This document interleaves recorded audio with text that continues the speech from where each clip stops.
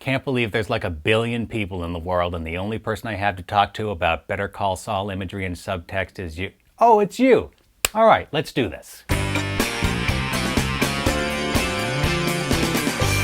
All right, Season 5, Episode 9, Bad Choice Road. We pick up right where we left off at the end of Bagman, and this musical number at the beginning kind of serves as like a bridge from the end of the last episode into this one. Jimmy cheated death, and now we ride this brief wave of adrenaline and endorphins that gives him the strength to drag his ass back home. The musical sequence is a reference to the Something Stupid montage from Season 4, which used the song and a visual story of two people growing apart. If you want more on that montage, of course, check out my breakdown for that episode. Now a more ethereal, wordless version of Something Stupid is the soundtrack for this story of two people coming back together. The split-screen composition here draws a connection between the physical torment of the desert journey and the psychological torment that Kim's suffering at home. The images draw parallels between these two settings to visualize the shared psychological space that Jimmy and Kim occupy, this shared space of yearning for each other. The opening shot of the sun seems to shine into Kim's window. Jimmy's hand holding up the phone with extended antenna, trying to get a signal, mirrors Kim's hand holding the cigarette, waiting to receive that signal. With the figures of Jimmy and Mike rippling in the heat of the sun, Kim's smoldering cigarette conveys her anxious intensity. It's an evocative juxtaposition here in its own right, but it's also the setup for this punchline. When the cigarette sweeps into close-up, the shot on the left changes, and suddenly Jimmy in his Lawrence of Arabia cosplay here kind of looks to me like a cigarette burning away from the top, just like this one. There's a double parallel in this frame here. Of course, we've got the comparison of, let's say, the fauna from these two different environments, but at the same time, this is one of Better Call Saul's favorite avatars for Jimmy. So you have the goldfish swimming along with its treasure here, and then here's Jimmy swimming along with his treasure. No deep character truths here, I don't think. We're just appreciating the visual wit of this sequence. The important concept is this metaphysical connection that's created by the elegant contrasts and similarities on the two halves of the frame, and as the music swells to its dreamiest point in this sequence, it feels as if we could end up in a joyous reunion. What happens instead is that as soon as Jimmy gets a signal, as soon as that metaphysical connection becomes real, bang, we snap out of it, back to reality. It's not going to be a dreamy, happy reunion. Jimmy experienced a trauma out there, and now he has to deal with it. I'm okay. I'm okay, he says to Kim on the phone, but as he says it, a fly comes in and lands on his face. The buzz of the fly is accentuated in the audio mix. It lends a putrid note to the image, such that as Saul says, "I'm okay," it's clear that he's not. That's the point. Here's a visual status check at the truck stop. Mike, he looks okay. He's wearing the full complement of Better Call Saul colors, blue, red, gold. Mike's beat up, but he's okay. Look over there at Jimmy, though. Drained of color. To emphasize the point, the slogan on his shirt says, "These colors ain't runnin'." These colors ain't runnin', right? Like the Suzuki Esteem out in the desert ain't running anymore. By the same token, think of that climactic moment at the end of the last episode when Saul risks his life in that incandescent gambit. It's clear that this was a burning out of the Saul dynamo. Even the flag, a favored prop of Saul at his peacockiest, looks tattered and worn out on the shirt here. Saul is spent. Just a few episodes ago, he was the god of electricity. Lightning bolt shoot from my fingertips! Now his battery's dead. And that's really what I see when I look at Jimmy here. A dead battery. A Jimmy that has lost his charge both as Saul Goodman and as Jimmy McGill. Because putting metaphor aside, we're still on this particular arc of Jimmy's story. You're in shock. We're still riding the waves of Jimmy's shock. That fleeting bliss in the cold open gives way to the emptiness of Jimmy's post-trauma as he struggles with that scary lack of charge in his spirit. Surely there's nothing more John can say about a t-shirt, you might think. Well, let me disabuse you of that notion right now by noting simply that the t-shirt is white. And it puts me in mind of another recent sequence where Jimmy was wearing white in 50% Off. I broke down this whole trip to the White House in my breakdown for that episode.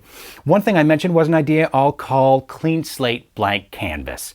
Jimmy finds a two-sided appeal in his long-running cycle of hitting the restart button on his life and trying to create something new. To him, there's always this notion that he can erase the wounds of the past and start anew. And he likes to envision a blank canvas on which he can project his future and be the director of his story. Wipe the past clean, clean slate, and then blank canvas. This was the dual promise that we saw Jimmy explore in The Blank White House, and a faint echo of it occurs in this episode. There are two things that make Jimmy perk up when he's riding in the back of Victor's SUV. First, when Victor says, "They'll clear it all out like it never happened." Jimmy opens his eyes. He hears clean slate. And then when Mike says, "You gotta work on your story," Jimmy doesn't really quibble or bicker with Mike as he so often does. He's on board. Right, let's do it. Naturally, because who weaves a story better than Jimmy McGill / Saul Goodman? Nobody. In his disoriented state, Jimmy latches on to this familiar pattern, clean slate, blank canvas. The logic appeals to him on an instinctive level because this is how he handles pain. You just wipe it away and work on your new story. And I'm going to emphasize that word story because the episode emphasizes it. It's a word that comes up again and again. In fact, most of the scenes in this episode are driven by the characters pursuing explicitly or implicitly this question of what is the story? What is the story of what happened in the desert? What happened? What does it mean going forward? You must have a story. Let's go to the bathtub scene. In the first shot of Kim and Jimmy reunited, we're at the mirror. Kim looking at Jimmy's wounds. Jimmy won't even look at them, will barely acknowledge their existence. That is a tone-setting shot in that respect. Then Kim satisfies a familiar urge, her urge to get Jimmy clean, to wash away the sleaze and grime of the criminal world so the decent, bright Jimmy McGill can show through. The Jimmy that she always sees, right? Or she likes to see at least. But this is more than a cleansing bath, it's a healing bath. They call it out. What is this, cream of wheat? Oatmeal. It's an oatmeal bath, anti-inflammatory. It'll help your sunburn. As the scene begins, Kim is treating surface wounds. The oatmeal bath is good for a sunburn. But then as the scene ends, her concern is more with Jimmy's unseen wounds, because as Kim looks at this hole in the mug, in contrast to the superficial burns, here's a wound that goes all the way through. And it gives Kim the sense that the desert journey was much more of a trauma than Jimmy let on. This becomes her urgent concern. This shot is Kim perceiving a hole in Jimmy, some absence in him, getting a glimpse to her alarm of the deeper damage done by his descent into criminality, and now also aware of a need to get the real story of what went down in the desert. Kim's dismay will deepen the following morning. Here's Jimmy eating his cereal. Note how the O on the cereal box echoes the hole in the mug, and Jimmy looks like something of a toasted oat himself. Then Kim starts up the juicer. Now, the juicer we've seen before, maybe not that particular one, but once upon a time, Jimmy manned the juicer as the master of chaos, tormenting the suits at Davis and Maine. It was his version of an exit strategy from that place, right? Now the chaos of the juicer overwhelms him. Among other upsetting images, we have this splatter of juice on Kim's shirt, and of course, for Jimmy, it evokes the spray of blood on his shirt at that terrifying near-death moment in Bagman. Which, by the way, that spot on the shirt is the very spot that we see Jimmy nervously feeling later on the couch with this sort of limp hand motion. He's feeling for that wound, that hole that he perceives. It reminded me of a moment in season 3 when Chuck reaches for the same spot after Jimmy reveals the cell phone battery that he had planted on him, Chuck's left breast pocket. I'm not saying it's a direct reference here, but it's an instructive parallel because in both of these scenes, in both of these pictures, we're seeing the characters reaching for some external manifestation of this deep wound that they feel inside, a non-literal trauma of the heart. By the way, listen closely to the exchange from His Girl Friday, the movie that they're watching. You can catch the dialogue. I heard you the first time. I like it. That's why I asked you to say it again. Which is a playful foreshadowing of the Lalo scene that's going to come later. Jimmy leaps at the chance when he gets a phone call to do a little Saul Goodman business. He's sitting here feeling not quite alive, and he begs off at first, but then he hears the details of the case. We don't hear the details, but we do know that it sounds like an easy case. How do we know? Well, Assistant DA Bill Oakley tells us later. This was a case that Saul should have won. Hey, look, don't feel bad. You can't win them all. That one? Sheesh. I thought for sure I was gonna lose. So maybe you can follow Jimmy's thought process. Maybe he thinks, as he gets this call with a slam dunk case, if he can turn on the Saul Goodman electricity with an easy win, he'll feel alive again, okay? He wants this phone call to be a jump start. Now let's think about it from Kim's point of view. When Jimmy gets hurt, she always wants him to take a moment to slow down, take a look at himself, and really heal so that he's not always feeling like he has to run from his pain. It's what she wanted after Chuck's death, and it's what she wants now after this desert ordeal. She feels it even more urgently, in fact. You can tell by the way she reacts when he's going off to the courthouse. She pointedly strips off anything he could possibly interpret as her emotional armor. She says, no marriage deal to worry about, no judgments. She says, I want you to know that I'm here for you. I'm here for you. And her desperate plea is for him to be present with her too, for the real Jimmy to be present and to give her the real story of what happened in the desert.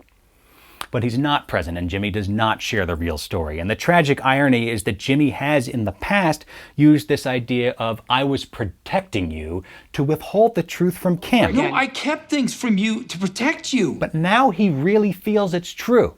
Mike's remark in Bagman about Kim, She knows. She's in the game now. that got Jimmy's attention. The convenient excuse has become the painful truth, and it's painful for the both of them. Let's follow Kim for a bit. After a brief time away from work, she decides she's going to go into the office. If Jimmy's going to work, fine, she will too. And she has a conversation with her assistant when she arrives, and the substance of every exchange they have is essentially, oh, things were running just fine without you, Kim. Besides, I thought I should come in and prep the Colorado meeting. Oh, they moved that up to this morning. Steph handled it. This office doesn't need you, Kim. There was no pushback from Boulder City Council? Steph cleared up the conditional use issue. Everything's moving forward. Wow. Then in her office, we see her gazing on those Mesa Verde statues again, these monuments she helped build to someone else, and she decides she's had enough. If Jimmy's not going to take anything meaningful from this trauma of the desert, then she decides she will. As she tells Jimmy later, Oh, that helped me to see what's important and what isn't. the Mesa Verde statues are not important, she decides, and her needy clients are. The one item Kim grabs from her office is the cap to the bottle of Zafiro Añejo from that evening when she and Jimmy role-played as a newly wealthy brother and sister and pulled a swindle on this smug rich guy at a hotel bar. For Kim that night, that bottle cap embodied the thrill of writing your own story and making it go the way that you want. I think a crucial part of Kim's story in this moment is that she's leaving Schweikert and Coakley to answer this higher calling, do something of greater morality, of greater benefit to society. As she makes this impulsive decision to end a years-long career, she needs that feeling of higher morality for her actions to make sense to her. And the cinematography helps illustrate that. Watch as Kim initiates her decision to leave. The camera work and the staging combine to sweep us from a shot in which Rich addresses Kim from high in the frame to one in which she addresses him from a steep angle from above in this really constricted frame that even enhances this downward motion. Likewise, Kim seems to go out of her way to treat Marcy, her totally capable and professional assistant, like the hired help, like worse than that, like dirt. Are we moving offices? I don't want you to worry. I talked to Rich. You'll be reassigned to another partner. Wait, reassigned? In the context of their earlier exchange, this goodbye feels like Kim saying, oh, you don't need me? Well, how about this? I don't need you. I'm out of here.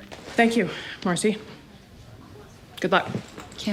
Kim needs to feel like these people are beneath her because that's the story she's decided to tell. But we can tell that this story of the higher pro bono calling is also tinged with a bit of wounded pride. The last thing I'll say about this scene is to reiterate that Kim is put off by this feeling that she's in a situation where she isn't needed. I'd invite you to consider, especially in the context of this episode's final scene, the other side of the coin, which is that Kim is drawn to situations that would fall apart without her. If you ever find yourself asking, why does Kim stick with Jimmy McGill, I think that's a big part of the answer. Jimmy's attempt to jumpstart the Saul Goodman machine unsurprisingly fails. Saul Goodman doesn't show up. Jimmy McGill doesn't even show up, okay? Just this toasted oat in a boring gray suit. I love this shot of Bill Oakley with his head in the window. Better Call Saul often parks a character's head in these small windows, and it creates this like comically haunted effect, like the art on the wall has come to life and started talking. I have to say, with this shot, I also get a little bit of Jack Torrance energy if you're a Stanley Kubrick fan. In any case, Bill's taunt is a pointed one. Just so you know, I don't think any less of you. You're still a lawyer. In the last episode, Yo soy abogado, I am a lawyer, sort of became Saul's mantra, and he clung to it as this reassuring story of a professional operating above the fray of murder and mayhem. Here, Jimmy hears lawyer in a different sense. What he hears Bill saying is, Jimmy's a lawyer just like him. A schlub, a cog. Look at the energy of the wardrobe and the performance here as they come out of the courtroom. It matches. Slumping, drab. You file the motions, you go to the hearings, you win, you lose. You're still a lawyer at the end of the day. It's this electricity-free, momentum-free existence that Jimmy fears more than anything. So with no other options, he turns to Mike, of all people, for an impromptu therapy session. I can't believe there's like over 1 billion people on this planet.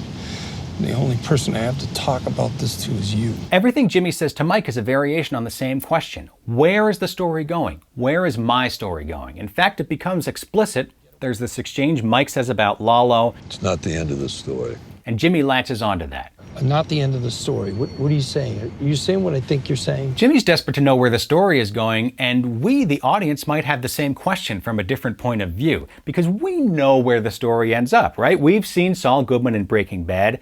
We know where it goes, at least. But right now, that epilogue seems impossible. It looks like Saul Goodman is dead. Jimmy's a broken man. How does he possibly get there from here?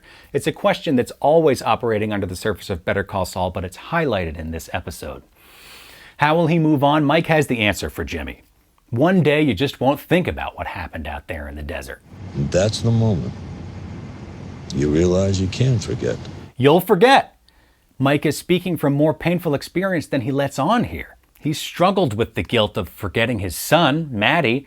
Remember his pain and anger when Stacy said in group therapy that she wasn't thinking about Maddie quite as much. It tore Mike up because he'd started to forget too. Mike has seen a lot. He's had to forget a lot. Then the other key piece of wisdom that Mike shares is what Jimmy later paraphrases as the episode's title, Bad Choice Road. We all make our choices. And those choices, they put us on a road. What Mike's saying here is that Jimmy's story is going to be the one he wrote. He doesn't get to see the ending in advance, but it's the story that results from his own choices. Jimmy has been treating his misfortune as some external twist of fate, some diversion from the path he was on. What have I gotten myself into here, he says. Mike says, no, you're on the same road you've been on, the road that your choices created. To drive the point home, as the scene closes, there's a bit of action in the background. It's tiny, but it matters. A couple of guys falling off their skateboards in the background. It's a callback to the skateboarding con artists who Jimmy recruits in the very first episode of the series. So that image of the falling skateboarder is an evocation of those earlier Slippin' Jimmy days that, in the context of Mike's words, suggests that Slippin' Jimmy, Saul Goodman, Lalo, and the trial in the desert, they're all part of this same inexorable arc. An arc that now brings us to the episode's final confrontation with Lalo. When Kim looked through the hole in the mug, she saw a hole in Jimmy.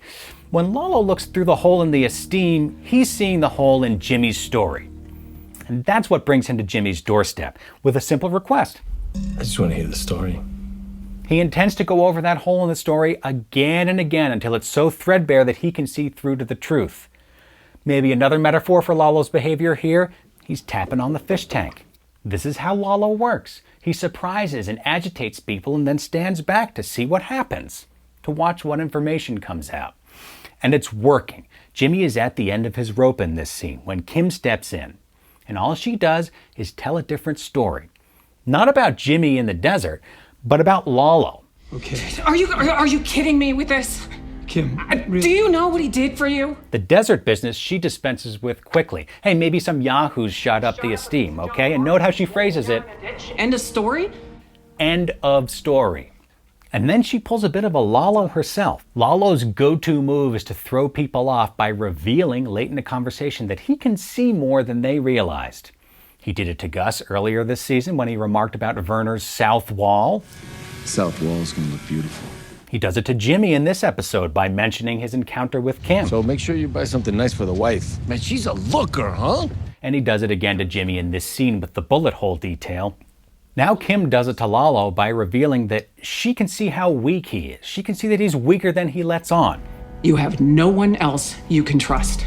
She sees more than he expects, and this throws him just enough to give Kim an opening to make her argument.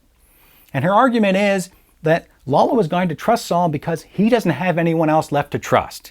If the story you want, Lalo, is Saul betrayed you, congratulations. Now you have nobody. When Kim adds this gratuitous bit about Saul Goodman always telling the truth. And for the record, he doesn't lie. Not to me, not to his clients. He's telling you the truth. Nobody in the room believes that, but it's kind of beside the point. Because in Kim's Zafiro Añejo logic, the truth of the story doesn't matter. The question is what the story can do for you. Kim is saying to Lalo between the lines, this is the story. Saul told you the truth is the story we're going to go with because that is the story that fits your interests the best. Get your shit together and stop torturing the one man who went through hell to save your ass. Lalo has just enough doubt to accept her logic. He came in search of a more convincing story, and in her own way, Kim saved the day by giving him one. All right, that's it. I gotta go. They're bringing birthday cake out for Louise, and I do not like to miss that. Newcomers, if you made it this far, you probably had a good time, so click that subscribe button down. I don't know where it is. Subscribers, thanks for sticking with me. Leave your insights in the comments. I always love to read them. Shout out to intrepid editor Brendan. I got to go work on the breakdown for the finale. We're almost there. See you soon. Bye.